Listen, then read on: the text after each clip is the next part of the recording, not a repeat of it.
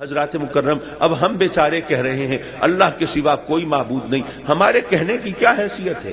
کیا بات ہے، سبحان کوئی حیثیت نہیں ہو سکتی. لیکن یارو حیثیت کب بنتی ہے؟ جب ہم بتاتے ہیں کہ ہم جو کہہ رہے ہیں اس کے سوا کوئی معبود نہیں. بھئی ہم نے تو یہ دنیا نہیں دیکھی، اس کائنات کی سیر نہیں کی، لیکن جس کے کہنے پر ہم کہہ رہے ہیں ارے اس نے تو دیکھی ہے نا، اس نے تو آسمان بھی دیکھے ہیں اور زمینیں بھی دیکھی ہیں، جنت اور دوزخ کا مشاہدہ. سبحان اللہ. ارے وہ کون سی چیز ہے جو اس کی نگاہ سے پوشیدہ ہے؟ تو ہماری گواہی یہ شہادت الگ شہادت ہے. ہم تو آقا کریم کے کہنے پہ کہہ رہے ہیں. سبحان اللہ. نعرہ تکبیر، نعرہ رسالت، جگر گوشہ غزالی زمان. سبحان اللہ، ماشاء تو اللہ. یارو اس کی پہچان کے لیے ہمیں خلیفہ چاہیے تھا جو اس کے ہوتے ہوئے بھی اس کے فرائض اور اس کے اختیارات کو استعمال فرمائے. حضرات مکرم، آپ نے کبھی سوچا کسی کا عقیدہ بدلنا کوئی آسان کام تو نہیں ہوتا، اور پھر اس ماحول میں جہاں لوگ اپنے ہاتھوں سے تراشے ہوئے اصنام کی پوجا کرتے ہوں، وہ خدا کو دیکھ کر اس کی عبادت کرتے ہوں، اور پھر عالم یہ بھی ہو کہ ستوؤں کو گھول کر وہ بت بنا کر اور جناب خدا تعمیر کر کے اور اپنے ساتھ سفر میں لے جائیں. جہاں بھی سفر میں موقع ملے پوجا پاٹ کر لیں، ڈنڈوت کر لیں، آرتی اتار لیں، عبادت ریاضت کر لیں، اپنے خداؤں سے اپنی بندگی کا رشتہ جوڑ لیں. لیکن جب کبھی راشن ختم ہو اور پیٹ میں بھوک کے وہ لالے دوڑے تو پھر ایسے میں اپنے خداؤں کو پانی میں گھول کے پی جائیں. حضرات مکرم، وہ انسان جو اپنی آنکھوں سے اپنے خدا کو دیکھنے کا عادی ہو، ذرا سوچو یہ کتنا مشکل ہوگا، کتنا ادق اور دشوار ہوگا کہ اس سے کہا جائے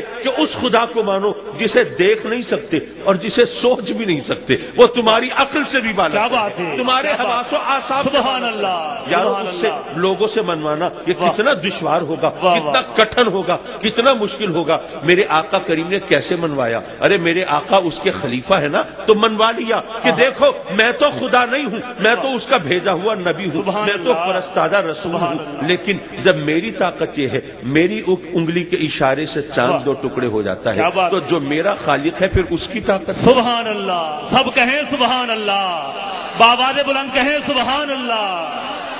واہ واہ. ارے جب میری شان یہ ہے کہ جانور میرے قدموں پہ سجدہ ریز ہوتے ہیں تو جس کی چوکھٹ پہ میں ماتھا رگڑتا ہوں پھر اس کی شان کیا ہوگی؟ جب میرا مقام یہ ہے پتھر میرے نام کا کلمہ پڑھتے ہیں تو جس کا کلمہ میں پڑھتا ہوں پھر اس کی عظمت کیا ہوگی؟ یارو وہ کافروں نے اگر اللہ کو مانا اور اپنے جھوٹے خداؤں سے منہ موڑا تو یوں نہیں موڑ لیا بلکہ اللہ کے خلیفہ کو دیکھ کر کیا.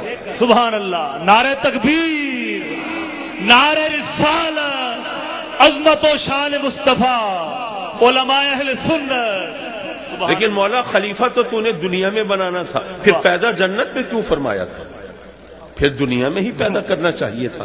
حضرات مکرم، بات یہ بھی اتنی دشوار نہیں ہے. رب کائنات نے گویا فرمایا انسان کو کہ اے انسان تیرا گھر یہ ہے، تیرا وطن یہ ہے، اصل مقام یہ ہے، تو نے میری حکمتوں کی تکمیل کے لیے دنیا میں جانا ہے اور پھر واپس یہاں کر پلٹ کر آنا ہے. اب دنیا میں جائے گا تو واپس اپنے گھر آنے کی کوشش کرتے رہنا، اپنے گھر کو مت بلانا، اور جب اپنے گھر واپس ہوگی تو پھر کوئی پریشانی نہیں ہوگی. حضرات مکرم، میں یہاں بات کو ایک ذرا مختلف زاویے سے عرض کروں. حضرت قبلہ پیر صاحب کی طرف سے وہ جو مجھے ایک بیک اپ ملتا ہے، وہ جو میری حوصلہ افزائی ہوتی ہے، تو میں وہ باتیں جو عام طور پر محفلوں میں نہیں کہی جاتی وہ کہہ گزرتا ہوں اپنے مخاطبین کی وہ سماعتوں کے ظرف کا لحاظ کرتے ہوئے. حضرات مکرم، جب دنیا سے آدمی رخصت ہوتا ہے تو ذرا سوچئے وہ کیسے غم و اندوہ کا عالم ہوتا ہے اور موت کتنی خوفناک اور دہشت انگیز چیز محسوس ہوتی ہے. اب قبر کے تصور سے خوف آتا ہے، جنگل، وہ بیابان، قبرستان، وہ تنہائی، وہ تاریکی. یہاں ان روشنیوں کے خوگر،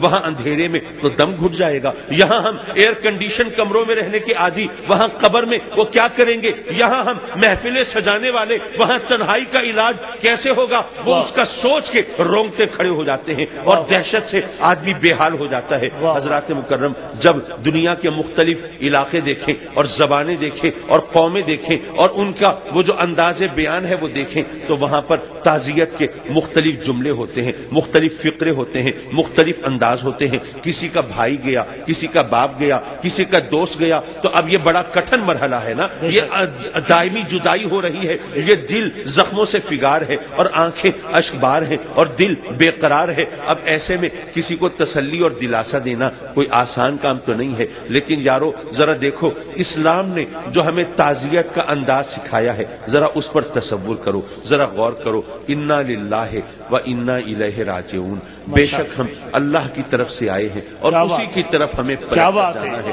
یہاں پر جو مفہوم ہے، یہاں پر جو رمز ہے، یہاں پر جو اسرار ہے، ذرا اس کی طرف اشارہ کرتا چلو. بھئی تم غمگین ہو نا، تمہارا بھائی وہ قبر میں گیا ہے، وہ قبرستان میں گیا ہے، وہاں پر کیا عالم ہوگا، کیا صورت ہوگی، تو اس کو تسلی دی ہے کہ دیکھو اگر تم کسی ایسی جگہ جاؤ جہاں حال پوچھنے والا نہ ہو، کوئی غم گسار نہ ہو، زخموں پہ مرہم رکھنے والا نہ ہو، کوئی دو بول میٹھے بولنے والا نہ ہو، تو آدمی کو وحشت ہوتی ہے وہاں پہ کیا بنے گا. لیکن اگر کوئی دوست ہو، کوئی غم گسار ہو، کوئی محبوب ہو، تو وہاں پر جانا تو آدمی پہ شاق نہیں گزرتا نا. تو تم تو اللہ کی طرف سے آئے ہو اور اللہ کی طرف جا رہے ہو، اور وہ اللہ جو ماں سے 70 گنا زیادہ محبت فرماتا ہے. سبحان اللہ. نعرہ تکبیر، نعرہ رسالت، نعرہ رسالت. واہ واہ واہ، ماشاء اللہ. تو پھر تمہیں پریشانی کیا ہے؟ پھر غم اور رنج کا سبب کیا ہے؟ ارے نہیں، تم تسلی رکھو، وہ اپنے رب کی طرف سے آیا ہے اور رب کی طرف جا رہا ہے. اگر اس نے اس سے لو لگائی ہے، اس کے احکام کی تعمیل کی ہے، اگر اسے خوش کیا ہے، اگر یہاں زندگی اس کی مرضی کے مطابق گزاری ہے،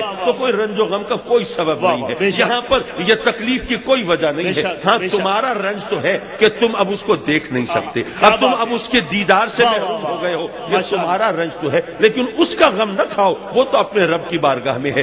یہی وجہ ہے جو اللہ والے ہیں جب دنیا سے رخصت ہوتے ہیں تو ان کی موت کے دن کو، ارے ان کے دنیا سے رخصت ہونے کے دن کو وہ عرس کہا جاتا ہے، وہ شادی کہا جاتا ہے. وہ کیوں کہا جاتا ہے؟ کیونکہ یہاں وصال ہو رہا ہے، ملاپ ہو رہا ہے، محب و محبوب کی ملاقات ہو رہی ہے. یہ رنج و غم ہمارے لیے تو ہو سکتا ہے کہ ہماری محرومی ہے، ان کے لیے نہیں ہے. وہ تو اپنے رب کی بارگاہ میں.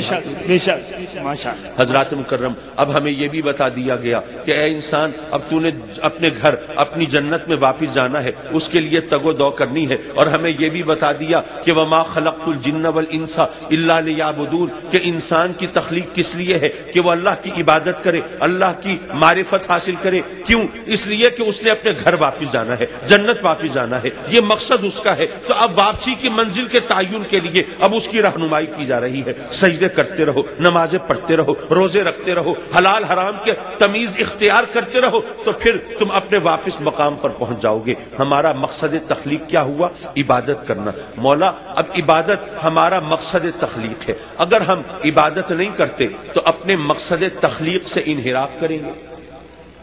لیکن مولا ہم ہر وقت تو تسبیح نہیں گھما سکتے، ہر وقت تو نمازیں نہیں پڑھ سکتے، ہر وقت تو سجدے نہیں رکھ سکتے، روزے نہیں رکھ سکتے. مولا اب کریں تو کیا کریں؟ اب جو وقت بھی یہ عبادت سے، روزے نماز سے ہٹ کے گزرے گا، مولا وہ مقصد تخلیق سے انحراف ہو جائے گا. کیا بات ہے، ماشاءاللہ. حضرات مکرم، یہاں پر اب یہ بات سمجھیے کہ رب کائنات نے ہمارے لیے عبادت کا مفہوم محض چند رسوم تک محدود نہیں رکھا. بس پوجا پاٹ کر لی اور اس کے بعد تم سرکاری سانڈ کی طرح کھلے پھرتے رہو، جو چاہے کرتے رہو. لیکن نہیں، یہ اسلام جو ہے یہ اس نے تمہارے لیے زندگی کا ہر لمحہ عبادت بنا دیا ہے. تم جنت میں کیسے پہنچ سکتے ہو؟ اپنے رب کی فرما برداری کر کے. تو رب کی فرما برداری میں جو کام بھی کرو گے وہ عبادت قرار پائے گا، وہ تمہارے مقصد تخلیق کی تکمیل قرار پائے گا. اب تمہیں کھانا تو کھانا ہے، روٹی تو کمانی ہے، یہ سب کچھ کرنا ہے. لیکن اگر تم اپنے رب کے احکام کے مطابق یہ کام کرو گے تو روزی کمانا بھی عبادت ہوگا. آپ نے سنا ہوگا کہ اگر کوئی عالم جو ہے، اگر وہ ساری رات سوئے اور اگر کوئی اللہ والا ساری رات عبادت کرے تو عالم کی ساری رات کی نیند وہ زاہد عابد کی ساری رات کی عبادت سے افضل ہے. کیوں ہے افضل؟ کیا یہ مولویوں نے اپنی عزت و توقیر کے لیے بہانے گھڑ لیے ہیں؟ ارے نہیں یارو، کرو. بڑی سیدھی سی بات ہے کہ جو زاہد عبادت کرتا ہے اللہ کی طرف سے اسے ثواب ملتا ہے. وہ کسی کا حق نہیں مارتا. وہ عبادت کرے گا, وہ ریاضت کرے گا, وہ اس سے لو لگائے گا, اس کی توجہ ہوگی, وہ اس کی رحمتیں نازل ہوں گی, اسے ثواب ملے گا. لیکن فرق یہ ہے کہ جو عالم ساری رات سوئے گا نا, تو جب تازہ دم ہو کے اٹھے گا تو وہ علم کی روشنی پھیلائے گا, دوسروں کو فائدہ پہنچے گا. زاہد کی عبادت سے اس کی ذات کو فائدہ پہنچ رہا ہے, اور عالم کے علم سے وہ